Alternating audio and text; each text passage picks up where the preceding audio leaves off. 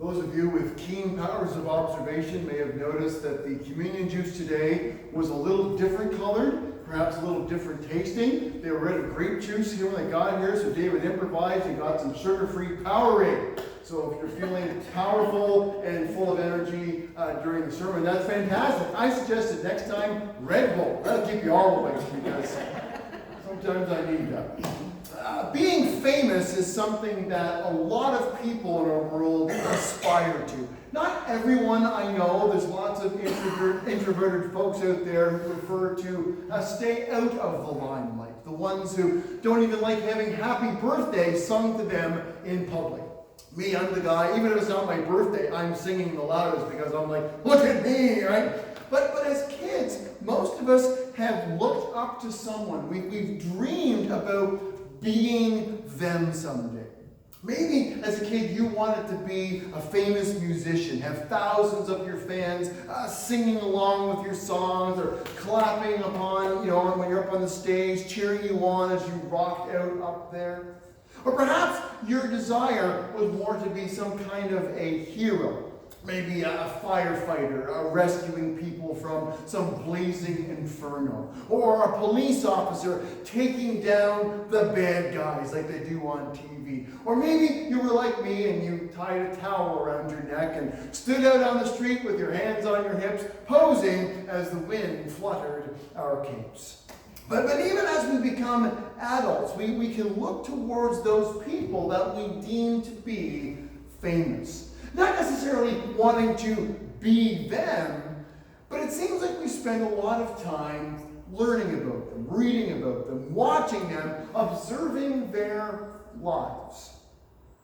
Famous musicians, they come and they go. Whether it's Elvis Presley or Bruce Springsteen or Taylor Swift. Now, each of those three generations, the people involved in those generations, they probably can't name one song sung by the other two. I actually thought Taylor Swift had like one hit song and was like 12 years old. Apparently she's like in her 30s now and has had multiple albums, though I still couldn't name another song other than that Shake It Off one, which I listened to when I was having my heart cardiac, and it was just crazy. But, there's lots of things. The athletic world has its share of huge names over the years. My dad, he loved Larry Bird, even though he played for the Boston Celtics. Michael Jordan made quite a stir in his day, and not just because he worked with Bugs Bunny. Even if you're not a hockey person, you have likely heard the name Wayne Gretzky, if you're a Canadian anyway. Because when you set that many records, when you play like he did, the history books remember you for a long time. And of course, we pay a lot of attention to the good folks over in Hollywood. The actors in the movies that we watch, up on our TV screens. We know so much about them, probably a lot more than we should, but that's the nature of being famous. Names that come out and shine for a few years, but then, interestingly enough, fade away. Anyone younger than 50 years old has probably never heard the name Cary Grant before, or Charlton Heston, believe it or not. My friend's 25-year-old daughter didn't know who William Shatner was. Can you believe it? Tom Cruise has had a pretty good shelf life, I think, but Botox and shoe polish in the hair kind of helps with that. And as much as it wrecked most of us when it happened, grown men wiping away tears, leaving the theater after Tony Stark sacrificed himself to save the world in Avengers Endgame. A generation from now, a lot of people won't even know the name Robert Downey Jr. Because fame is temporary. Even though so many people seek after it, it was just something that comes and goes like the wind. It was never something that Jesus actually tried to acquire. Even though the people around him, the people in his circles, they pushed it on him. They even told him what he should be doing to become more famous. We have been lollygagging along through the Gospel of John, observing the reflections made by one of Jesus' famous disciples. And in the last several weeks, if you haven't been here, we have been witness to this rise in the popularity of Jesus as he has traveled along that part of the world, and he has said words that made people think hard. He has performed these miraculous deeds that made him stand out and become the discussion of many a water cooler break. He's healed so many illnesses. He's cured countless ailments. Jesus once altered the chemical makeup of water and instantly turned it into a bunch of wine in order to save a wedding reception and to keep that party going. He took a power walk across the Sea of Galilee. He even told a woman the entire history of her life without ever meeting her before.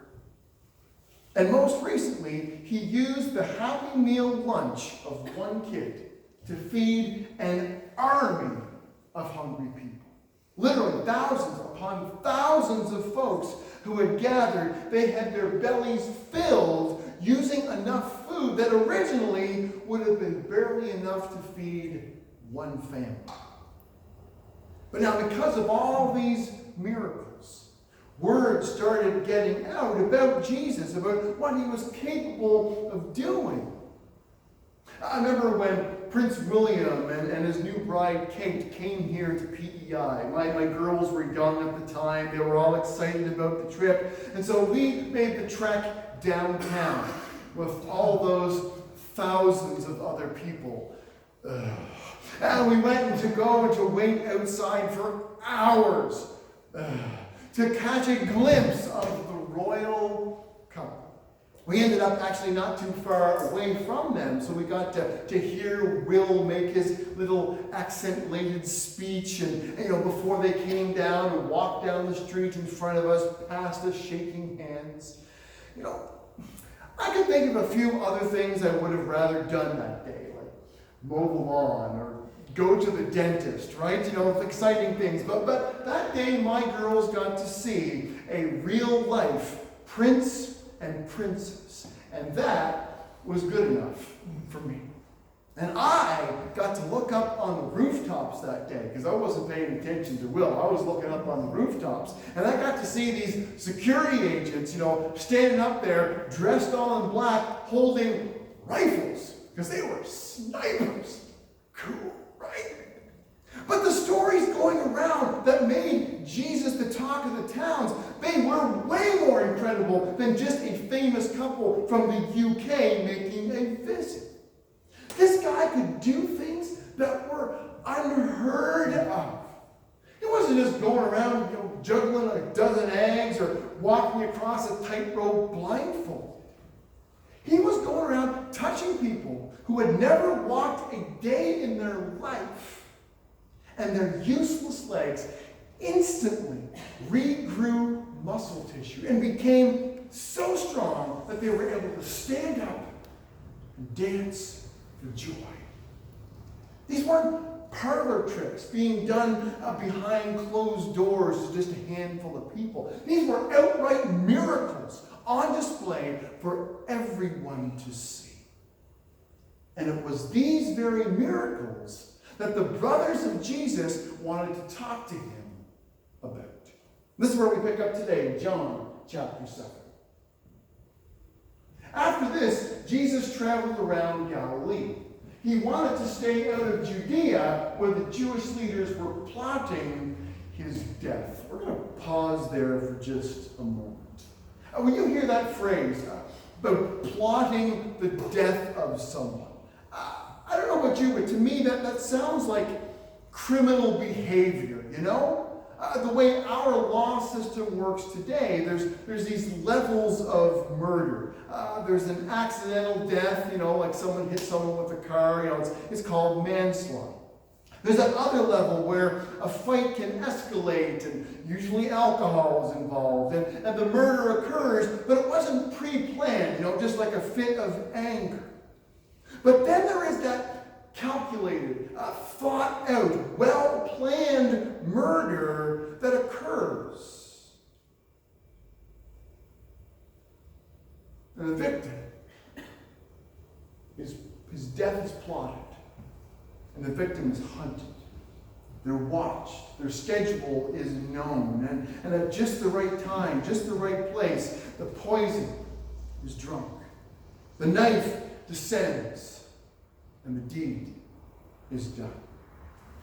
That kind of death has been planned.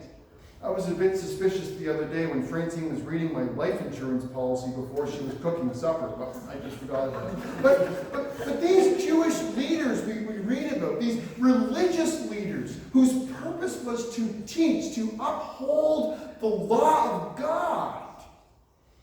Because this Jesus guy had been saying things and doing things that were causing the crowds to be drawn to him, they decided that he needed to die. They were blinded to these miracles right in front of them. These people, they were more concerned about keeping the status quo, about making sure that their power and authority was maintained. But soon it was time for the Jewish festival of shelters. And Jesus' brothers said to him, "Leave here and go to Judea, where your followers can see your miracles. You can't become famous if you hide like this.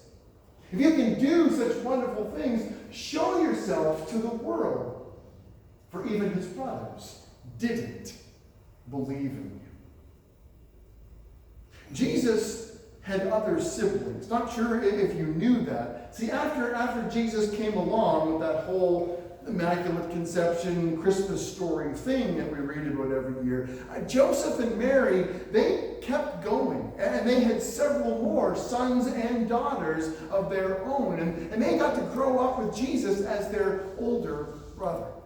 I'm sure they could tell some amazing stories about that time.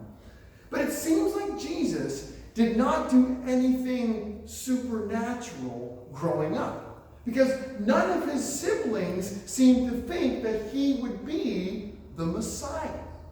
Sure, he was a good brother, but these stories they were hearing about him healing people and walking on water, they never saw him do that. John even tells us here that his brothers, they didn't believe that Jesus was who he was claiming to be. And so they put a challenge to their big brother and said, "Jesus, if you're really going through with this, all right, you need to go to where the people are. You need to go to the big city. Jerusalem, not New York, in case you're questioning there. But go and get in front of as many of these people as possible. And then perform these miracles you say you can do. If you want to become famous, stop hiding in these small towns and countrysides. And you go and you do these amazing things in front of the crowd. If you can do what folks are saying you can do, man, show yourself off." And I think they meant well. They were trying to help their brother pull off this gig. If you want to do this, Jesus, here's our advice. You just need to get yourself out there and show the world what you can do. And ironically, I guess that's exactly what he ends up doing. He shows the world what he came to do.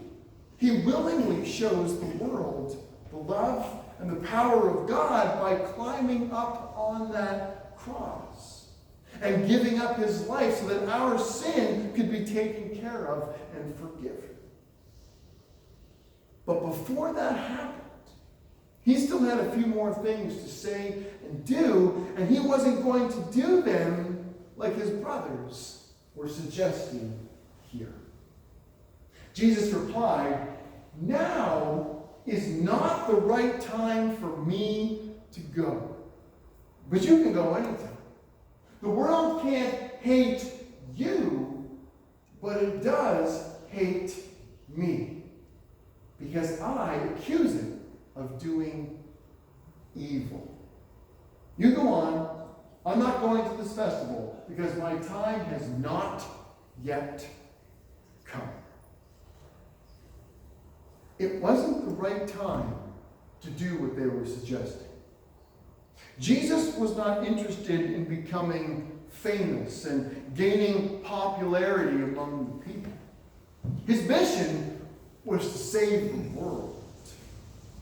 Before he accomplished that, he did have a couple of things that had to lead up to it. First, he made it very, very clear that he was capable of doing these amazing supernatural things. As much as the religious leaders tried to ignore his miracles, it was just impossible for the average person to not see and realize that there was a power within this man that was incredible. And he also wanted to teach about God. Because so many people had and still today have a wrong understanding of who God really is, what he is like. Jesus said, if you want to know the Father, just look at me. And in the ways that he cared, how he spent his time with people, listening to them, wanting to know their story, and how he reached out to the hurting, the broken, the lonely. Jesus just so wanted people to know and experience the love of God. Yes, he came to repair the damage that our sinful choices had done to our relationship with God. But before that happened, he wanted us to know that our Father in heaven had a heart that ached and burned for his children to know him. And at this point, Jesus knew that the best plan was not for him to go before these crowds. He knew that the religious leaders were already plotting his death, a death that he knew was inevitable, but one that it wasn't quite time for. And so to explain to his brothers, he makes this statement that teaches us so very much.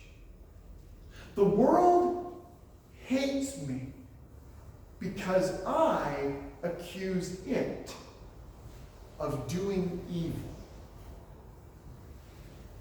You know, the concept of sin has never been a very popular one, has it?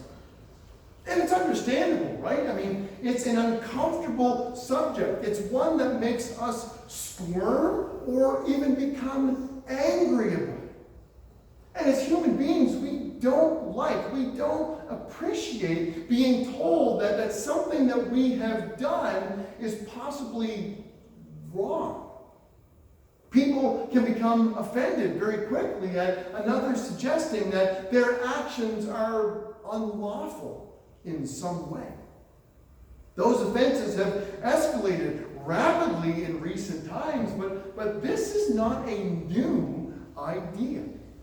It's always been like this since sin entered the world and broke things. Now, over the ages of time, cultures have changed, societies have come and gone. But the concept of right and wrong, of good and evil, they've always been there across the board. And we can discuss, why that is, but I'm going to throw out the idea that it is because we have been made in the image of God. And so we have this sense of that built into us. Whenever we hear about a school shooting, right? Or a robbery where someone gets hurt very badly, We hear about these countries who are involved in human trafficking, selling women and children for unspeakable things. Our sense of justice for all that, it overflows, doesn't it? We are bothered by it. We are outraged at hearing these horrific stories. I suggest to you that it is because we have within us a sense of right and wrong. But the more we allow our culture and the popular opinions within it to influence us, and the more we move away from knowing God, knowing who He is, what He has done for us, for our country, we become like the proverbial frog in the kettle. And we acclimate, we adjust to things, and we get comfortable so that they no longer bother us. Things that God has set up to be good and right, we begin to forget about. We question them. Ideals, the way He set up things up about relationships and sex. We allow Hollywood to teach us about morality and ethics. We allow politicians to make up the laws when they have no compass to guide them. To the point where if it is suggested that current beliefs about a subject are questioned, some can become so angry, so upset that they label those who question them to be haters or judgmental. And you know, Christians have been called judgmental a lot. Partially because often we have been, right? But that's another sermon for another day. The point, my friends, in this thought is hopeful, perhaps make us think about what Jesus said here. He was hated by some because he had the boldness to suggest that there was evil in our world. And if anyone honestly thinks about that, then they have to agree with it. There is evil in the world. When we hear these awful stories of kids being abused, of people being hurt, over and again, I hear comments about how evil, that's the word people use, evil those actions are. But what's interesting is how we can call certain sinful actions evil, but over time, like we said, we become adjusted, accepting, even welcoming of other sinful behaviors. It's interesting. Interesting that Jesus was killed in order to fix our sin problem, to restore our relationship with God. But he was killed because he was willing to call sin for what it is. Harmful, destructive, and evil. Whether that was popular to hear or not. But he was most certainly not a hater. He loved the world enough to call sin what it is, and yet was also willing to pay the price of it with his own life. Let me pray for you. Father, thank you for this amazing sacrifice Jesus did. A sacrifice we did not deserve, none of us. But yet one he did because of his immense and reckless love for each and every one of us. I just pray you would help us as your followers, that we would just see the world for what it is. And it's broken, it's sinful. There is things such as right and wrong, good and evil. And God, you will allow us in love to see evil for what it actually is. What it's doing to people, what it's doing to families, what it's doing to individual lives. And that you would help us to stand up for truth, and that you would help us to be a light in the darkness. And not just acclimate, not just accept, but Father, be that light to people who need to see it. Thank you for the sacrifice of Jesus for each and every one of us. In his name we pray.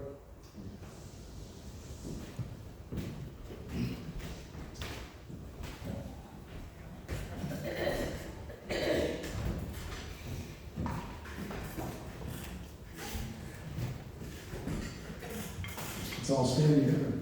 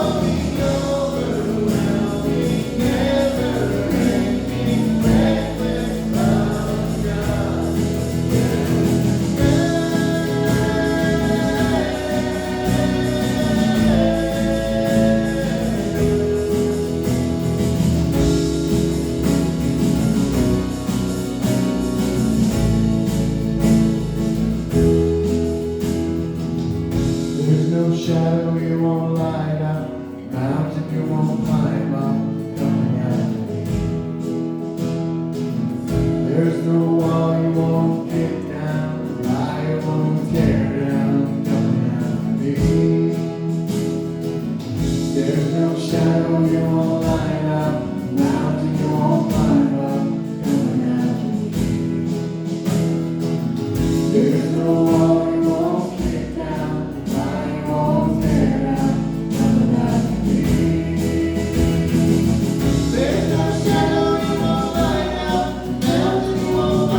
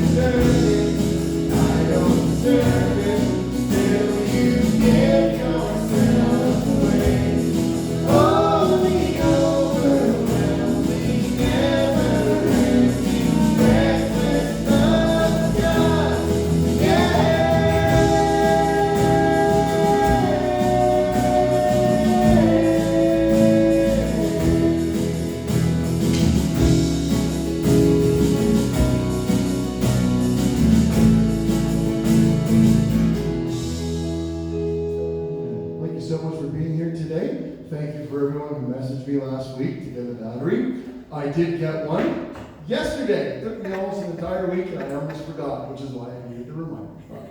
God is good. Let's go into the world and show His love and show His light to everyone we meet. Take care. Hope to see you all next week.